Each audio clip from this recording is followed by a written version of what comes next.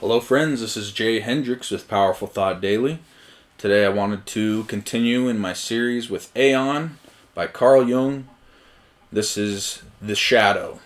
Here are my notes from the Shadow chapter. The personal unconscious is made conscious through a lifetime. The collective unconscious are archetypes that existed before the individual and are related to instincts. The archetypes with the most influence on the ego are the shadow, the anima, and the animus. The shadow can be inferred as the personal unconscious contents.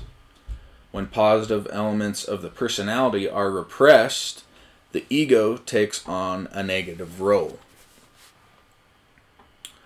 Jung says the shadow is a moral problem. There is much effort in recognizing the dark parts of the personality as real, and in a gradual process over a long period of time.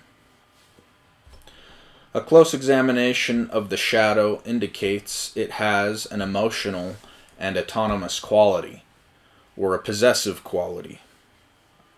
Therefore, emotion is not an activity, but something that happens to an individual.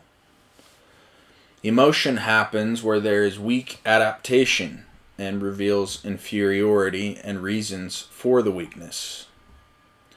It is more like a primitive man that is a victim of circumstance instead of having moral judgment.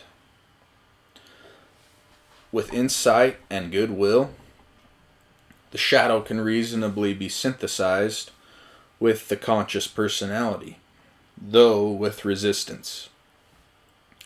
The greatest resistances are tied up with other people, which are called projections. One must know of the shadow to be able to pull back the emotionally toned projections of the object. There is much danger in not recognizing projections, for they can have a life of their own and cause situations to happen.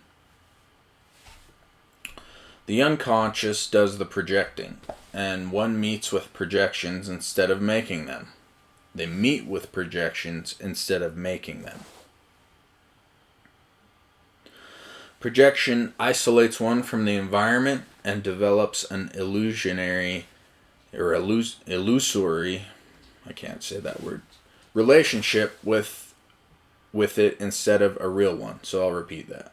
Projection isolates one from the environment and develops an illusionary relationship with it instead of a real one. It makes the environment a reflection of the person's unknown face.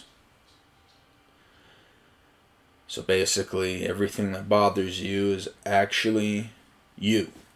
It's a projection of what is unconscious in you. It causes the person to dream a world that's forever unattainable. Therefore, the resulting feeling of incompleteness is translated by projection as malevolence, which intensifies the isolation. Therefore, the more someone becomes isolated, the more illusion is created around them.